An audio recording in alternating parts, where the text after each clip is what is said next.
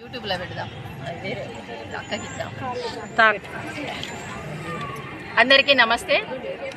నేను ములుగు జిల్లా anganwadi teachers and helpers CIT union జిల్లా ప్రధాన కార్యదర్శిని. నా పేరు సమ్మక్క. మేము ఈరోజు నిన్నటి నుండి అంగన్వాడీ ఉద్యోగాలు కాపాడుకోవడానికి అంగన్వాడీలకు రక్షణ కోసము 48 గంటల సిఐటి ఆధ్వర్యంలో 48 గంటల వంట వార్పు ప్రోగ్రాం స్టార్ట్ చేసినాం. కానీ 48 గంటలల్లా ఇప్పటికీ కూడా నిన్న రాత్రి దోమలల్లా, ఈగలల్లా, పురుగులల్లా, పాములల్లా ఆడోళ్ళము టెంట్ల కింద వంట వార్పు ప్రోగ్రాం చేస్తా అంటే కూడా ప్రభుత్వాలకు తెలుస్తలేవా? కేంద్రానికి, రాష్ట్రానికి మీడియా ద్వారా పోతలేవా? మరి ఎందుకు మా కోసం ఆలోచిస్తలేరు?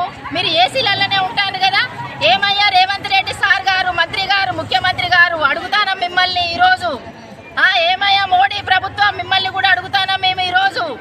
మీరు నీడకుంటేనే సరిపోతుందా? మీరు ఏసీలు ఉంటేనే సరిపోతుందా? మా పరిస్థితి వద్దా? మేమెవరం?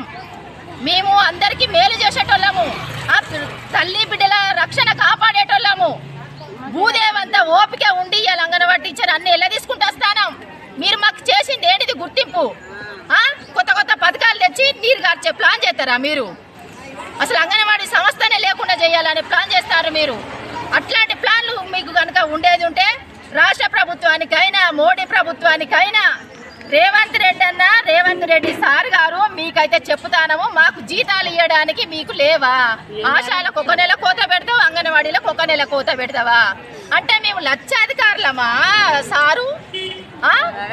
మేము లక్షాధికారులమా? సీఎం రేవంత్ రెడ్డి గారు సారు మేము లక్షాధికారులమని మాకు కోత పెడతారా మీరు?